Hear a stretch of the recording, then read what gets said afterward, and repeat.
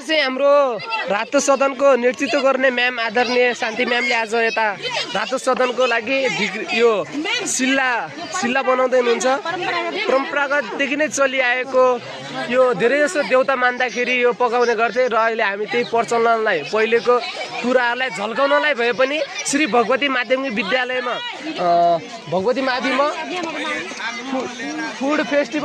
Food फेस्टिभलको बेला हामीले पुरानो संस्कृतिलाई झल्काउने गरी विभिन्न परिकारहरू बनाएका छौँ।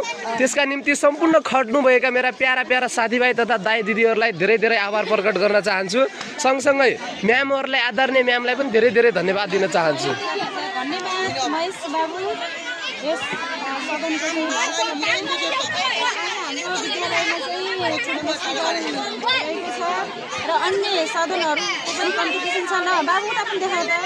सबैजना आज यस्तो कार्यक्रम भएको छ। यो श्री भगवती माध्यमिक विद्यालयले पूर्ण रूपले व्यवस्थापन गरेको यो कार्यक्रममा सम्पूर्णको सहभागिता जनाउनु हुनेछ भन्ने आशा बोकेर यो कदम अगाडि बढाएका छौँ। निम्नलिखित हाम्रो यहाँ परिकारमा अहिले ढिक्री रहेको छ, पकौडा रहेको छ, चटनी, तिलको चटनी, अर्ग्यानिक चटनी रहेको छ।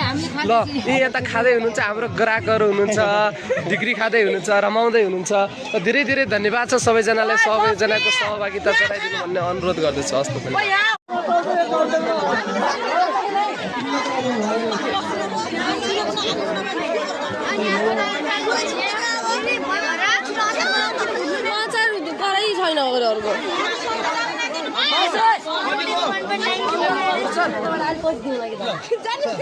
तपाईँलाई अलिपछि काटौँ कि सिल्लासँग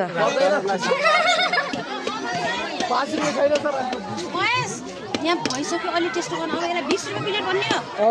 सिडीको तल उसो के